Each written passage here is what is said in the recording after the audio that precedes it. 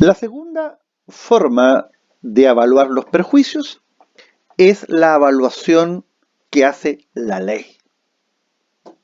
La evaluación que hace la ley.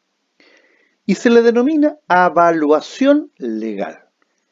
Y está regulada, por un lado, en el artículo 1559 del Código Civil, pero además está regulada por la ley 18.010 sobre operaciones de crédito de dinero.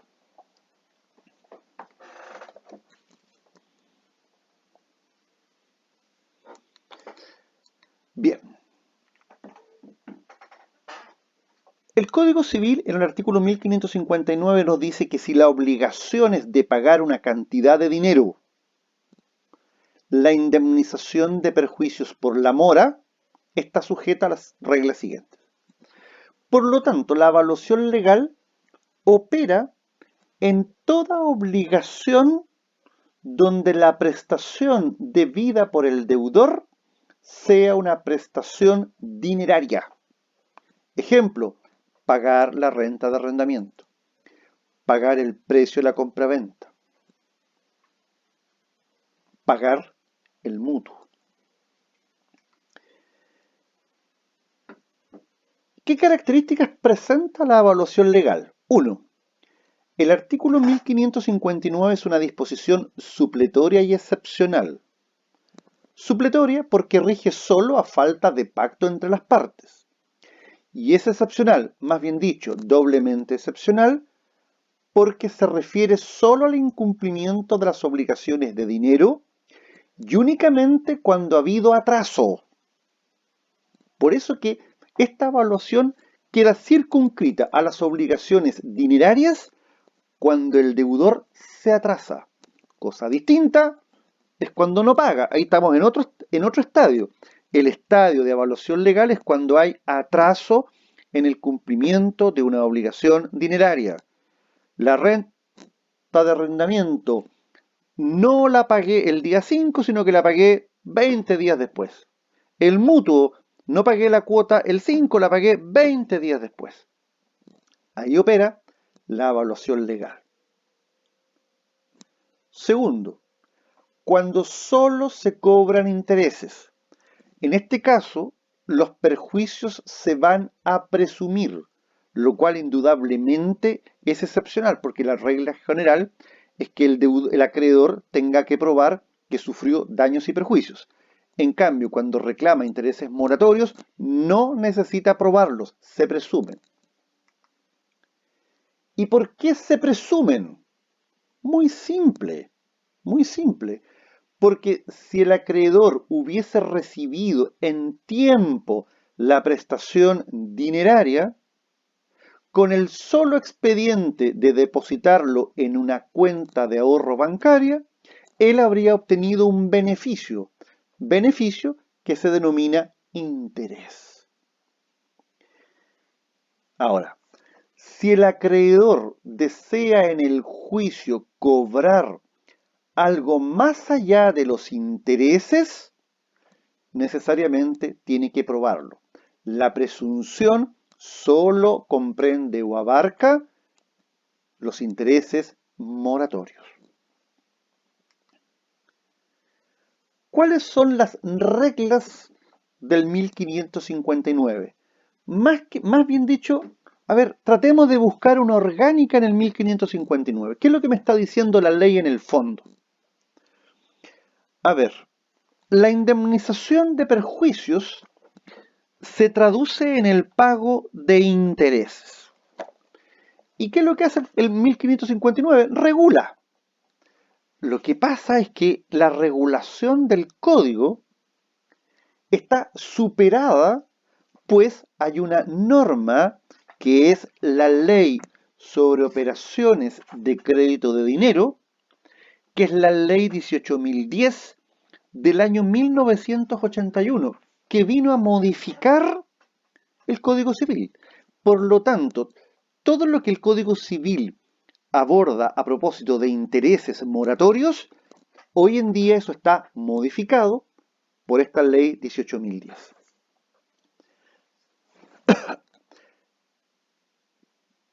los intereses moratorios en el fondo son la indemnización de perjuicios.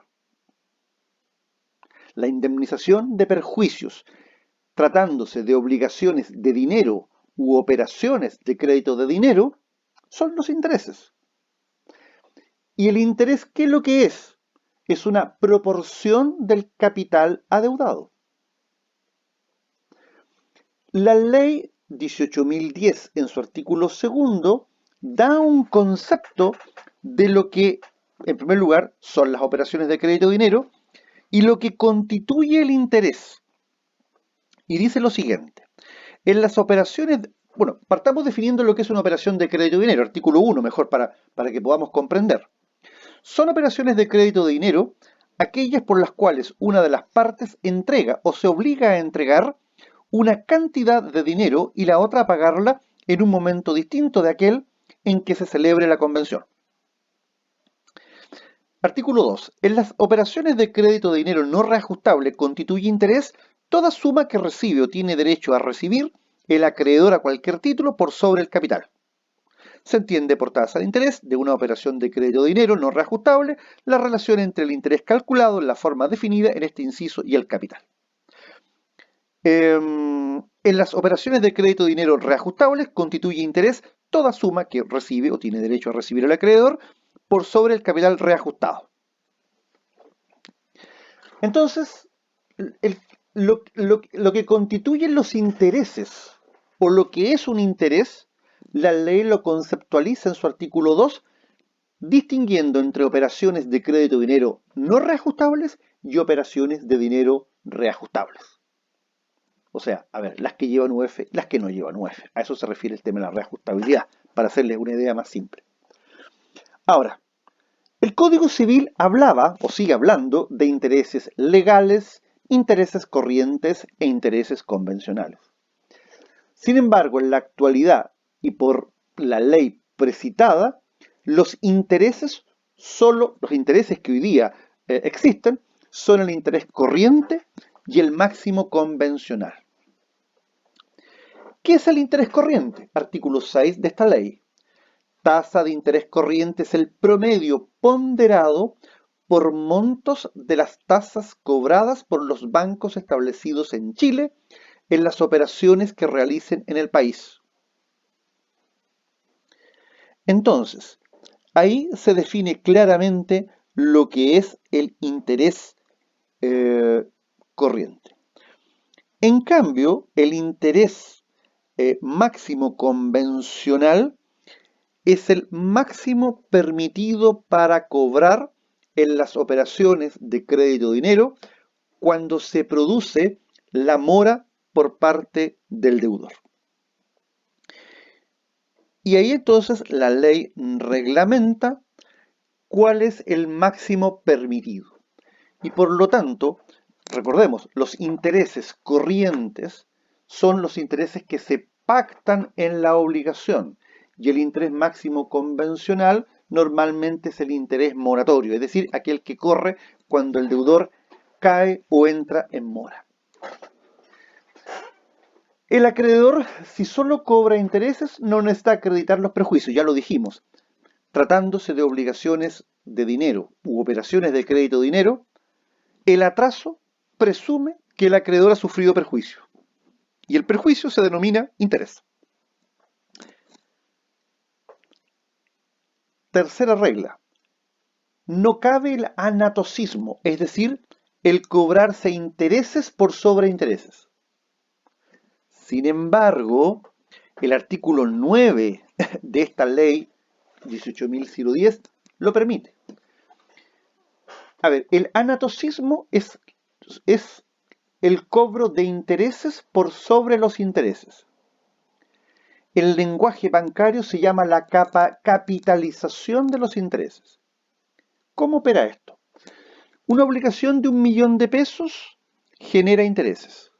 Si no se paga, los intereses por el primer mes de atraso se suman al capital y el capital, que originalmente era capital propiamente tal más intereses, se capitalizan y a partir del segundo mes este nuevo capital genera otros tantos intereses. Llegamos a los 60 días, los intereses vuelven a capitalizarse y tenemos una nueva cifra capitalizada, es decir, los intereses se van incorporando al capital y por eso hablamos de capitalización. Y eso, en el fondo, es lo que está posibilitando el pago de intereses por sobreintereses. ¿Qué dice el artículo 9? Podrá estipularse el pago de intereses sobre intereses capitalizándolos en cada vencimiento o renovación. En ningún caso la capitalización podrá hacerse por periodos inferiores a 30 días. Entonces, hay que tener clara esa regla. Y vamos a dejar ya para la próxima sesión la evaluación convencional de los perjuicios. A ver, yo les diría que nos estamos comenzando a acercar al término de la segunda unidad de nuestro curso, que es los efectos de las obligaciones. Porque nos queda después los modos de extinguir. Pero sí me gustaría a ustedes dejarles dicho en esta clase qué es lo que nos está quedando para terminar los efectos de las obligaciones. Nos está quedando el estudio de la evaluación convencional de los perjuicios, llamada cláusula penal. Una vez que terminemos la cláusula penal, vamos a estudiar los derechos auxiliares del acreedor. Y ahí vamos a estudiar las medidas conservativas, el derecho legal de retención, la acción oblicua subrogatoria y la acción pauliana o revocatoria. Y una vez que terminemos la acción pauliana o revocatoria, nosotros vamos a hacernos cargo del beneficio de separación de patrimonios y finalmente, y antes de pasar a los modos de extinguir, vamos a estudiar los remedios contractuales como mecanismo de tutela del crédito. Es decir, yo a ustedes les voy a enseñar, o más bien dicho, les voy a dar una orgánica acerca de las distintas alternativas que tienen los acreedores con carácter preventivo para hacer frente a un eventual e hipotético incumplimiento contractual. Por lo tanto, yo voy a grabar esas clases y se las voy a exponer. Así que muchas gracias por el tiempo dispensado y nos veremos en nuestra próxima oportunidad. Muchas gracias.